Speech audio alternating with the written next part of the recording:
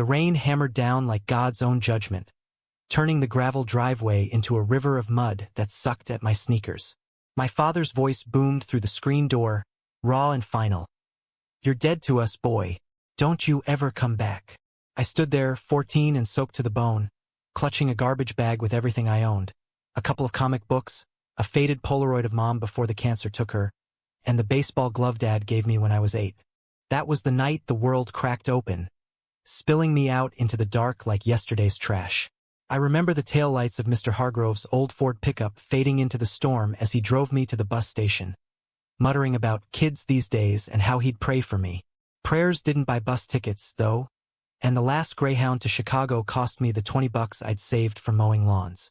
10 hours later, I stepped off into a city that swallowed me whole, neon lights buzzing like angry hornets, strangers brushing past without a glance, and the kind of cold that seeps into your marrow and stays there. Chicago was chaos wrapped in concrete, but it was alive in a way our sleepy Indiana town of Milford never could be. I crashed on benches in Grant Park at first, dodging cops and dreaming of the day I'd wake up and this would all be a nightmare. Hunger's a hell of a motivator, though. By week 2, I was scavenging dumpsters behind diners, and that's where I met Eddie. He was 17, all sharp edges and sharper eyes, hustling newspapers on the corner of Michigan Avenue. "Kid, you look like a drowned rat," he said, tossing me half a pastrami sandwich. "Stick with me, and you won't starve."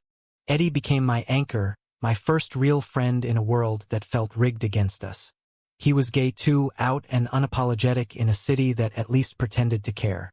We shared a ratty basement apartment in Wrigleyville by month's end, paid for with odd jobs, washing dishes at a dive bar, stuffing flyers for underground clubs where men danced without shame.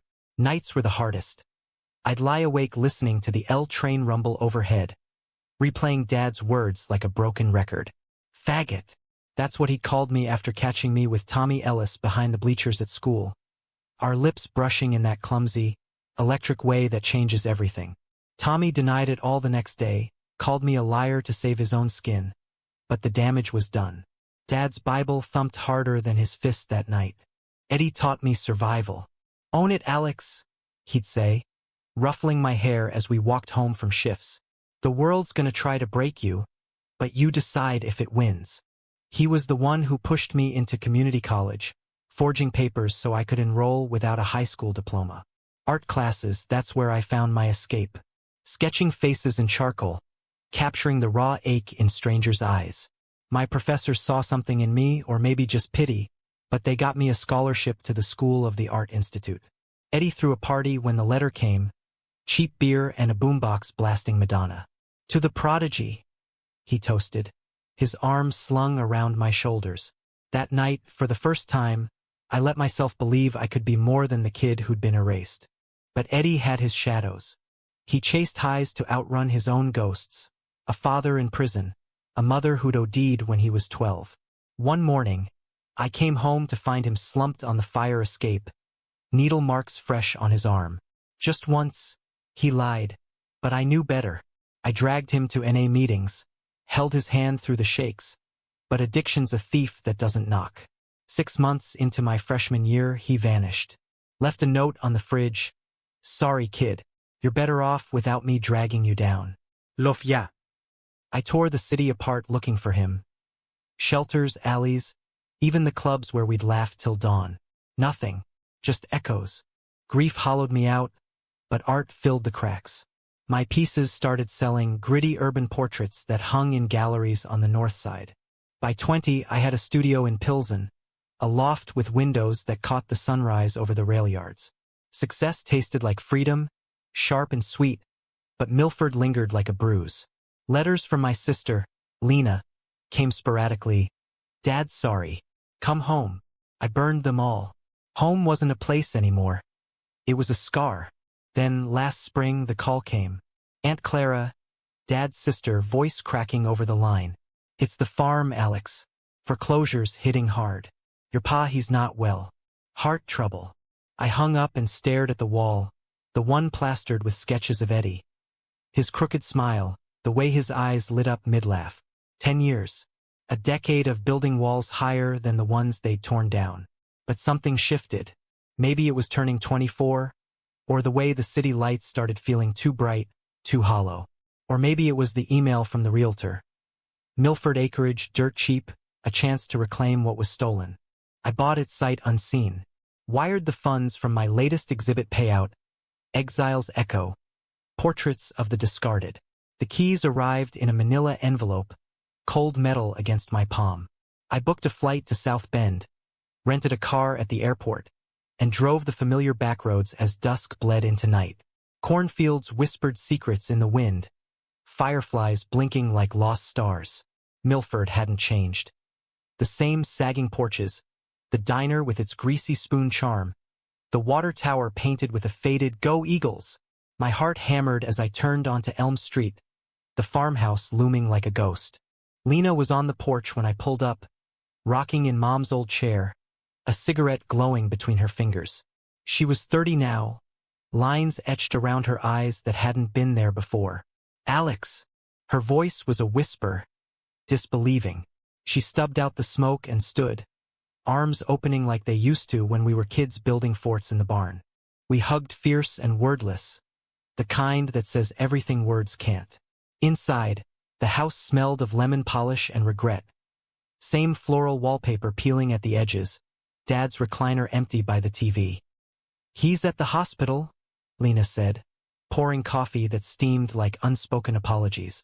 "Triple bypass last week. Docs say he might pull through, but..." She trailed off, eyes on the floor. "He asks about you, you know, every damn day." I nodded, throat tight. The keys burned in my pocket, a talisman against the flood of memories. Christmas mornings with Mom's gingerbread, summer nights chasing lightning bugs, the day Dad taught me to throw a curveball. And then the fracture, the rage in his eyes when he found my journal, the one with doodles of boys' faces and confessions scrawled in teenage fury.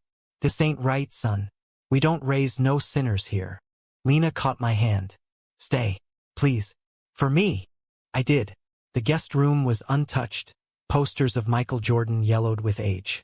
Sleep came in fits, dreams of Eddie mingling with Dad's labored breaths. Morning brought Jake Harlan to the door, Tommy Ellis's cousin, all grown up into a broad-shouldered deputy with a sheriff's star pinned to his chest. "Heard you were back," he said, hat in hand, that easy Midwestern drawl wrapping around me like a blanket. Town's buzzing. Jake and I had history, the tangled kind. Back in school, he'd been the quiet one in the back row, sketching trucks in his notebook while the jocks ragged on anyone different. We'd shared a smoke once under the bleachers, him asking halting questions about the city, me spilling guts I should have kept locked. Now his eyes held the same curiosity, softened by years. "Coffee?" Lena called from the kitchen, and just like that, we were 3 kids playing house again, pretending the fractures hadn't formed. Days blurred into a rhythm. Hospital visits where Dad slept through my presence, his hand frail in mine. Long drives with Jake patrolling the county lines, radio crackling with mundane calls. Evenings on the porch with Lena, unraveling the years. She told me about her divorce, the baby she lost, how Dad's sermons at the Baptist church turned bitter after Mom died. "He misses you, Alex, more than he'll admit." Jake became the unexpected constant. We'd park by the quarry at sunset, beers from the cooler sweating in the heat, talking art and life and the ache of what-ifs. "You always were the dreamer," he said one night, his shoulder brushing mine as fireflies danced. There was a charge there, electric and terrifying, like stepping on a live wire. When our hands found each other, tentative and sure, it felt like coming home to a language I'd forgotten I spoke. But Milford's underbelly stirred. Whispers at the diner. "That boy's back, flaunting his ways." Old man Hargrove, who'd saved me that rainy night, pulled me aside at the gas station. "Watch your step, son. Folks here, they remember." And then the letters started. Anonymous, slipped under the door. "Go back to your sin city. Sodom's waiting." I ignored them, buried in the farm's ledgers. I'd bought the whole 40 acres mortgage-free, planning lofts for artists, a gallery in the barn. Redemption on my terms. Jake helped, his truck hauling supplies, his laugh echoing as we painted walls white as fresh starts. Love bloomed quiet between us, stolen kisses in the hayloft, his fingers tracing the tattoos I'd inked over scars. "You're beautiful," he'd murmur, and for the first time, I believed it. Dad woke on the 7th day, eyes fluttering open to find me dozing in the chair. "Alex!" His voice was gravel, weak as a whisper. I jerked awake, heart slamming. "Hey, Pa!" He stared, tears carving tracks down his stubbled cheeks. "Thought I'd never. I'm sorry, boy, for everything." We talked then, halting and raw, about faith twisted into fear, about love he'd failed to understand. No lightning bolts, just two men bridging a chasm with words. Forgiveness isn't a switch. It's a slow thaw. But in that sterile room, with machines beeping like a metronome, it started. Lena cried when I told her about the farm. "You're giving us a second chance?" I shook my head. "Not giving. Reclaiming. For all of us." Jake proposed we make it official, not rings but a life. "Stay," he said, under a harvest moon, the quarry water silver below us.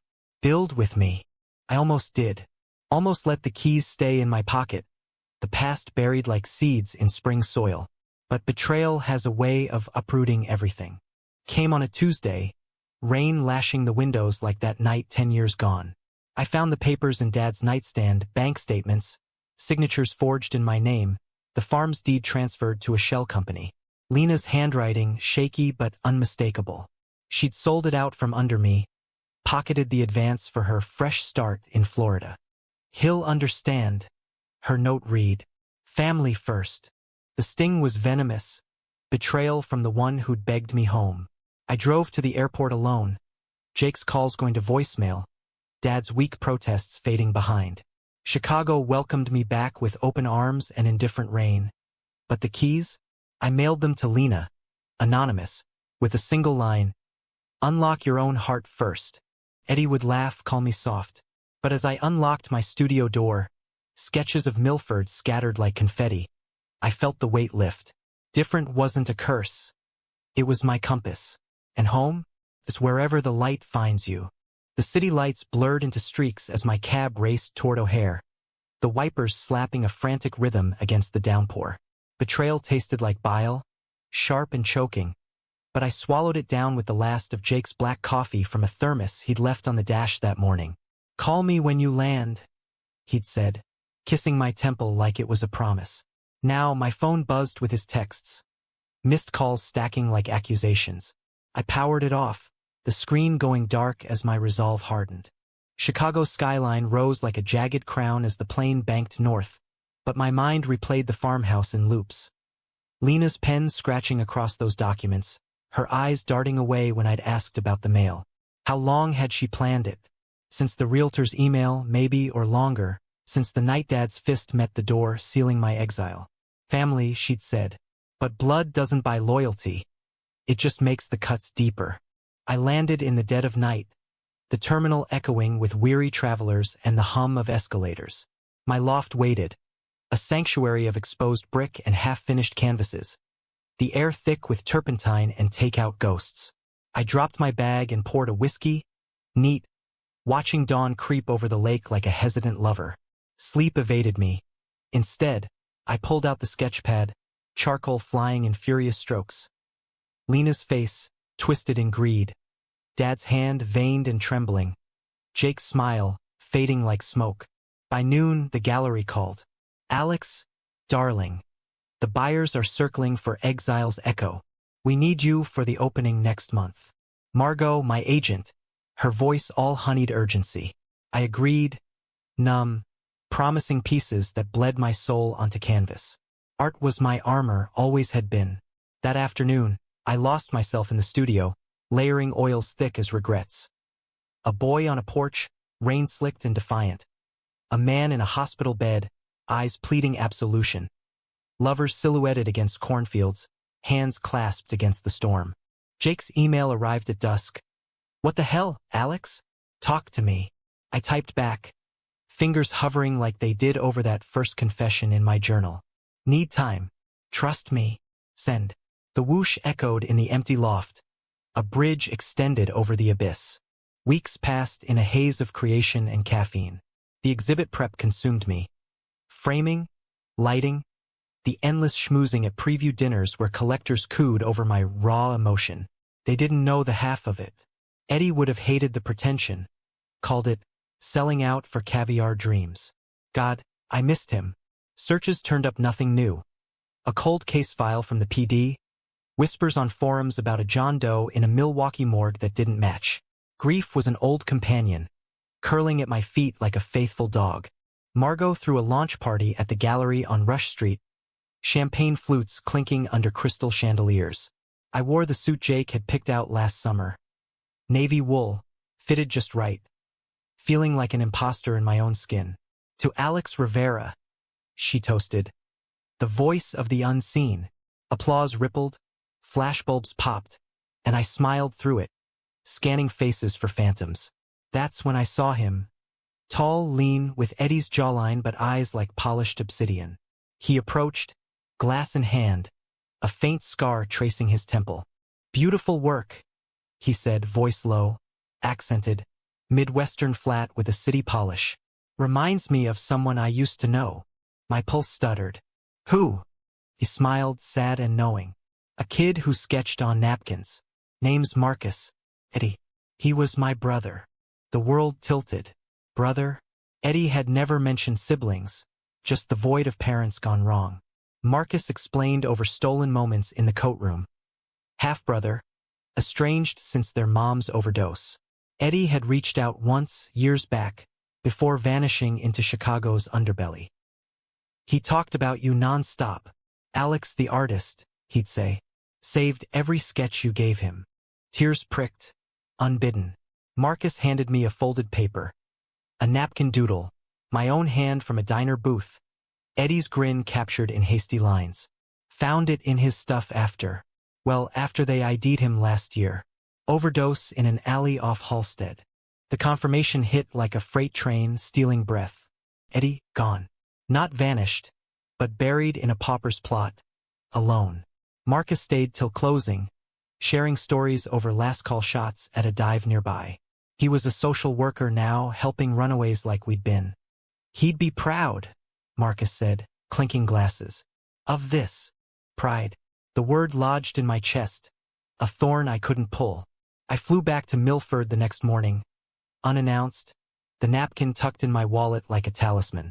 The rental car 8 miles, radio tuned to static and oldies, Springsteen wailing about highways and ghosts. Lena's trailer squatted on the edge of town, a double wide with flower boxes wilting in the heat. She answered the door in a housecoat, eyes widening like saucers. Alex? What? We need to talk. No pleasantries. Inside smelled of microwave dinners and despair, the TV droning infomercials. She poured tea with shaking hands, avoiding my gaze. About the farm. Her confession spilled in fragments. Debts piling from Dad's medicals, her ex's alimony bites, the temptation of quick cash. It was for us, Alex, to start over.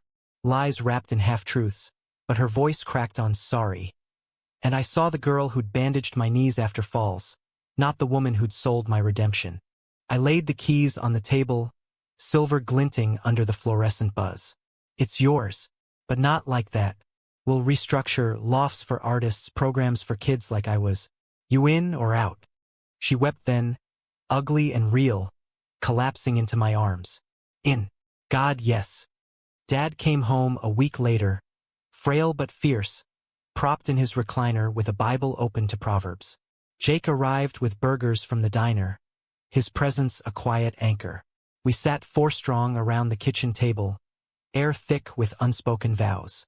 I was wrong, Dad rasped, eyes on me. About you, about love. Bible says judge not, but I did. Forgive an old fool. The word hung, heavy as harvest rain. Eddie's napkin burned in my pocket, a reminder that forgiveness isn't forgetting. It's choosing grace over grudge. Yeah, pa. Ido. That night, Jake and I walked the back 40, stars wheeling overhead like scattered diamonds. His hand in mine felt like roots sinking deep. Staying? He asked, voice hopeful as dawn. I pulled him close, lips brushing his in the moon's gentle glow. Building. With you. But Milford's shadows lingered. The anonymous notes escalated. Tires slashed on my rental. Graffiti on the barn. Abomination.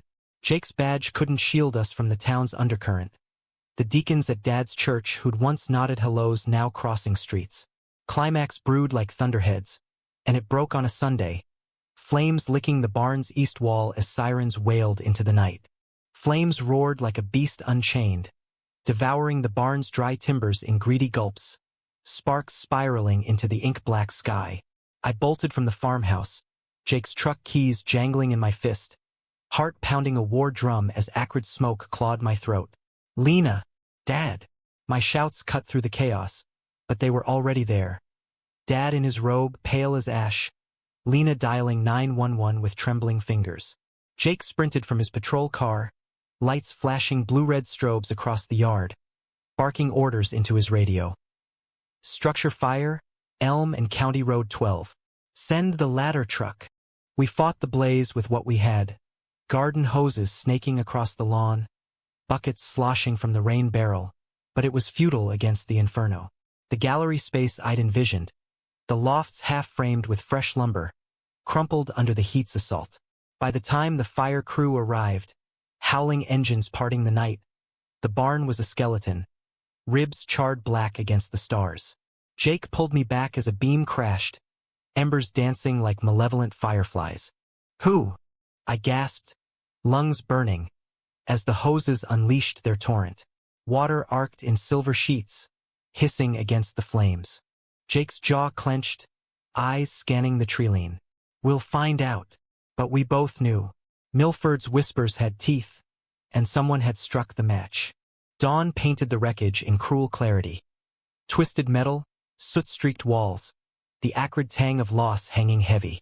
Dad shuffled out with coffee, his hands steady on my shoulder despite the oxygen tubes snaking from his nose. We'll rebuild, son. Stronger. His voice held a grit I'd forgotten, the farmer who'd tamed this land from wilderness. Lena hovered, guilt etching deeper lines on her face. This is my fault. If I hadn't. Stop. I cut her off softer than I meant. We own this together now. All of it. The sheriff's department swarmed by noon, Jake coordinating, his deputies combing ash for clues. A half-burned rag, soaked in kerosene, turned up near the east door. Arson clear as day. Jake pulled me aside behind the smokehouse, his face grim under the ball cap. Prints on the can. Belonged to Reverend Hale's nephew, Buddy. Kid's got a rap sheet for petty shit. But this, Reverend Hale, the fire and brimstone shepherd of Dad's old flock, the one who'd preached, love the sinner, hate the sin, from pulpits slick with hypocrisy. Buddy, his shadow, all bluster and Bible-thumping rage. I'd seen him at the diner, glaring over his eggs, muttering slurs when he thought I couldn't hear. Jake sighed, rubbing his neck. Hale's got half the town in his pocket. This'll get ugly. It did. By evening, a crowd gathered at the road's edge.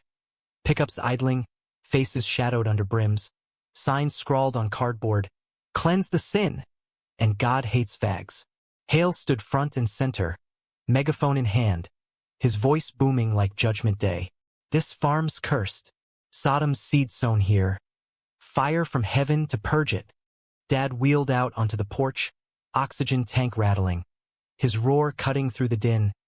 Enough, Harlan. You want fire? Look in your own damn pulpit. The crowd murmured, fractures showing. Old neighbors shifting uncomfortably. Whispers of Pastor Tom's right, mingling with uneasy silence. Jake dispersed them with calm authority, tickets for unlawful assembly fluttering like confetti. But the damage festered. That night, as rain pattered on the tin roof, I paced the kitchen, Jake's arms my only anchor. Why come back? He murmured, forehead to mine. You had the city. Safety. I traced the scar on his jaw, a remnant from a bar fight defending his own kind. Because running's what they wanted. Eddie ran. From his demons, from love. I won't. We made love then, slow and fervent, bodies mapping forgiveness in the dark. No rush, just the sacred rhythm of two souls claiming space. Afterward, tangled in sheets, he whispered, "Marry me, Alex. For real. Rings and vows and all." The word yes trembled on my tongue, but doubt coiled like smoke. Betrayal's echo, Lena's, the town's whispered retreat. Morning brought Marcus, unannounced, his Prius crunching gravel as he stepped out with a duffel and a hug. Heard about the fire on the news. Figured you could use family. Blood or chosen, he fit seamless, brewing coffee strong as resolve. We toured the ruins together, him nodding at my plans for the space. Artist residencies, youth workshops, a memorial corner for Eddie with his napkin sketches framed. You're building a haven, Marcus said, eyes bright. Eddie'd say it's time to stop surviving, start thriving. Dad took to him quick, sharing war stories from Nam over checkers, the oxygen hissing like punctuation. Lena thawed too, helping clear debris, her laughter tentative but real when Marcus cracked jokes about city folk. Jake integrated easy, the five of us a makeshift tribe against the storm. But Hale's venom spread. Buddy vanished after the fingerprint match, holed up in his uncle's parsonage, the sheriff's hands tied by lack of evidence. Town council meetings turned hostile. Permits denied for the rebuild. Zoning laws twisted like pretzels. Jake faced blowback at the station. Desk duty while investigations dragged. They're painting me as biased, he confessed one night, uniform rumpled, eyes hollow. Loving you makes me the villain. Rage simmered, but I channeled it to canvas. Massive murals shipped to the city exhibit. Flames birthing phoenixes, keys unlocking chains, faces diverse and defiant. Margot sold them for a fortune, whispers of a TED Talk invite buzzing. Success was armor, but isolation crept in. Friends from Chicago texted support, but Milford's walls closed tight. The climax shattered on a Friday, Harvest Festival lights twinkling ironic against twilight. Jake called from the station. Buddy's confessing. Hale covered for him. Embezzled church funds to pay off debts. Used the kid as scapegoat. But as deputies rolled up to the parsonage, shots rang out. Buddy, cornered and crazed, Bible in one hand, pistol in the other. Chaos erupted. Sirens wailing, crowd surging, Hale screaming scripture as cuffs clicked. I arrived amid the frenzy, Dad's truck borrowed in haste. Jake stood bloodied, a graze on his arm from a wild bullet, but alive, fiercely, gloriously alive. We collapsed against the squad car, his head on my shoulder, the world narrowing to breath and heartbeat. It's over, he gasped. Not quite. Hale's arrest cracked the town wide, donations siphoned, affairs unearthed, the pious mask crumbling. Milford exhaled, collective and ragged. That night, under a sky scrubbed clean by rain, I knelt in the barn's ashes, sifting for salvage. A charred beam, etched with Dad's initials from 1972. I pocketed it, rising to find them all there. Dad on his walker, Lena with lanterns, Marcus with tools, Jake bandaged but beaming. We rebuild, I said, voice steady. Together. And we did. Brick by brick, heart by heart. Rebuilding started with blueprints unrolled across the farmhouse table, coffee stains marking corners like battle scars. Marcus sourced grants from queer youth foundations, his social worker Rolodex a goldmine. Lena crunched numbers, redeeming her betrayal in ledgers balanced true. Dad contributed stories, tales of the land's stubborn yield, how he'd planted the first corn row with Mom's laughter as fertilizer. Jake patrolled the site, his presence a deterrent to lingering glares, but his smiles came freer now, the town's fracture allowing light through. The barn rose phoenix-like, timbers hauled by local crews who'd once averted eyes but now hammered with quiet solidarity. Whispers shifted. Alex's place. Good for the kids. My first resident arrived in June. A 17-year-old runaway named Riley, all freckles and fire, sketching graffiti angels on the walls. Heard it's safe here, he said, duffel slung over one shoulder. Safe. The word anchored me, Eddie's echo in every beam. Jake and I carved our space in the farmhouse attic, a converted nook with skylights framing constellations. Vows came casual, under those same stars. No courthouse, just hands clasped. Rings simple silver bands engraved with reclaimed. Dad officiated, Bible open to 1 Corinthians. Love is patient. Love is kind. His voice cracking on the promise. Lena sobbed through photos, Marcus toasting with moonshine from the still outback. It wasn't Vegas glamour, but it was us. Raw, rooted, real. Success rippled outward. The city exhibit toured. Exile's Return, now the banner. Canvases evoking Milford's grit and grace. Margot negotiated book deals. Memoirs of the kicked-out kid turned keyholder. TED stage followed. My talk, Keys to the Kingdom. Reclaiming What's Yours going viral. Shares from allies worldwide. Chicago felt distant. A skin I'd shed. Here, in the soil's embrace, I bloomed. But peace has pitfalls. Dad's health waned. The heart fixed but spirit frayed. One evening, as cicadas chorused, he called me to the porch. Alex, I need to tell you something. His eyes, faded blue, held storms long bottled. That night, when I threw you out, wasn't just the journal.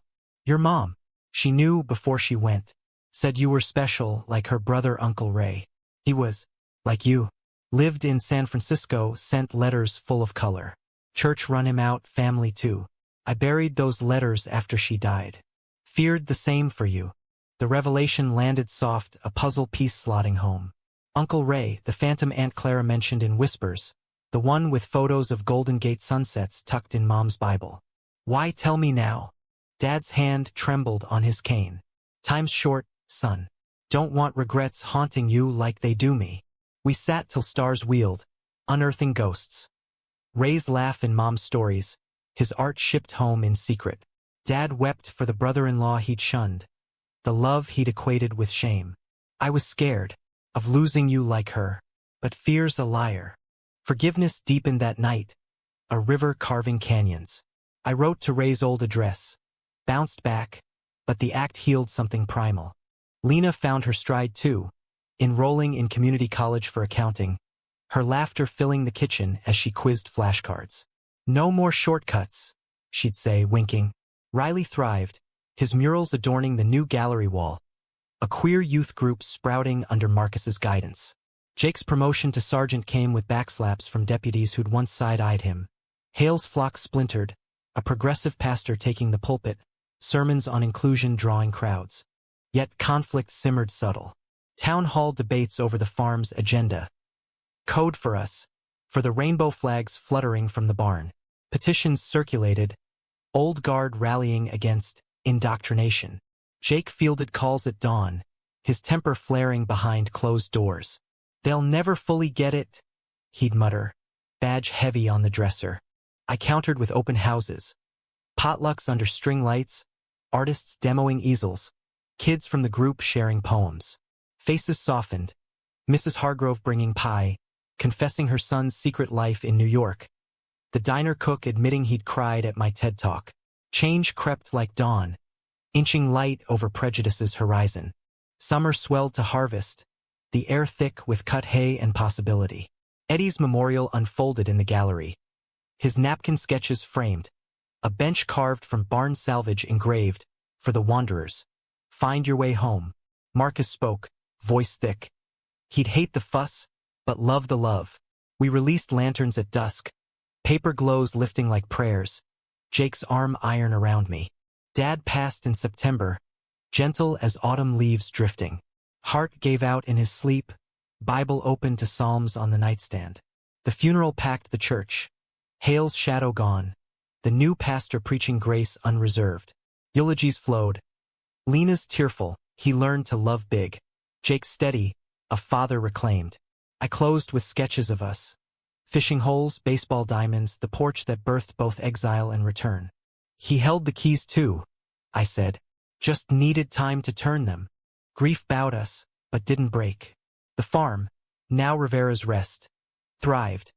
Residencies booked a year out. Scholarships in Dad's name for queer artists. Jake and I adopted a rescue mutt, Buster, who chased fireflies with Riley's abandon. Betrayal's scar faded to silver, a reminder etched but not defining. One crisp October eve, as frost kissed the fields, Jake pulled me to the quarry's edge. 10 years from kicked out to this, he marveled, rings glinting. Worth every mile. I kissed him fierce, the world's weight light as air. Every one. Winter wrapped Milford in white silence. snow muffling the world's clamor, turning the farm into a postcard of endurance. Rivera's rest hummed through the cold. Holiday workshops with Riley leading ornament crafts, his confidence a beacon for new arrivals. Teens fleeing Bible belts, sketching dreams by the hearth. Marcus shuttled between here and Chicago, bridging worlds. His visits laced with stories of lives touched by Eddie's memory, now immortal in our walls. Jake's shifts stretched long, county calls pulling him to wrecks on icy roads. But he always returned, boots shedding flakes by the door, pulling me into warmth. Our life wove domestic poetry. Breakfasts of Lena's pancakes, stacked high with apologies sweetened over time. Evenings tangled in quilts, Buster snoring at our feet, whispers of futures painted vivid. Kids someday? He'd muse, fingers tracing my ink. Adoption papers gathered dust on the desk. Not yet, but the dream simmered, a pot on low boil. The town transformed gradual, like seasons turning. Open mics at the gallery drew crowds. Poets spinning verses of hidden loves. Fiddlers bowing anthems of acceptance. Mrs. Hargrove's pie became staple, her confessions evolving to advocacy. Lost my boy to silence. Won't lose another. Petitions fizzled, replaced by pride flags in shop windows, subtle as frost patterns but defiant. My art evolved too, canvases shipping to coasts, New York solo shows, LA murals commissioned for youth centers. Reclaimed Keys series. Portraits of us all, Dad's weathered hands clutching soil. Lena's smile cracked but whole. Jake's eyes fierce with love, Eddie's ghost grinning from shadows. Margot crowed over auctions, but the real bid was legacy. Scholarships blooming, runaways rooted. Spring thawed secrets buried deep. A package arrived unmarked, postmarked San Francisco. Letters yellowed and tied with twine, Uncle Ray's script looping elegant. He'd lived bold, artist in the Castro, lover to a violinist named Theo. Canvases of fog-kissed bridges now museum staples. Tell Thomas, one read. Forgiveness is the truest art. Dad's name, a bridge across decades. I framed them in the gallery, a exhibit wing, echoes unsilenced. Lena read them aloud one rainy afternoon, voice weaving Ray's life into ours. Parades down Market Street, quiet dinners by the bay. The ache of family fractured but mended in chosen kin. He sounds like you, she said, hugging tight. Brave. Climax's embers had cooled, but echoes lingered in quiet battles. A council vote on farm expansion, nays from holdouts clutching Hale's ghost. Jake testified, badge gleaming. This ain't about agendas. It's home. We won, narrow but sure, shovels breaking ground on a community garden. Plots for all, seeds of unity sown literal. Summer solstice brought full circle. Riley, now 18, curated his first show, Out of Shadows. Teen works raw and radiant. The opening overflowed, townies mingling with city guests, laughter drowning old divides. Jake and I danced under lanterns, his hand at my waist, the band playing Born to Run, like prophecy fulfilled. But humanity's arc bends slow, and by kitsch whispered at edges. Marcus called in August, voice hollow. A client lost to streets, echoes of Eddie too close. We drove to Chicago, pulling him from grief's undertow. The loft a haven for 3 days of stories and solace. Your family, I told him and meant it bone deep. Fall harvested bounty. First residents graduating to lives launched, weddings in the barn, queer couples vowing under rafters we'd raised. Dad's bench, worn smooth by visitors, bore fresh engravings. Names of the welcomed. As leaves blazed crimson, Jake and I hiked the back 40, Buster bounding ahead. 10 years from that rainy porch, I held keys not just to land, but to hearts unlocked, mine. There's the town's tentative thaw. Betrayal's sting? A footnote in Triumph's tale. We paused at the quarry, water sapphire below. Happy? Jake asked, ever the anchor. I grinned, pulling him close. Richer than I dreamed. Kicked out for different, I returned holding keys. To forgiveness, love, a life reclaimed. And in America's heartland sprawl, where corn whispers and stars will wide, I found not just survival, but sanctity. The boy on the porch? He grew into a man who built bridges from broken beams, Proving difference isn't division.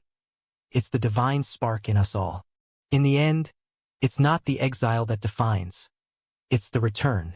And oh, what a homecoming it was.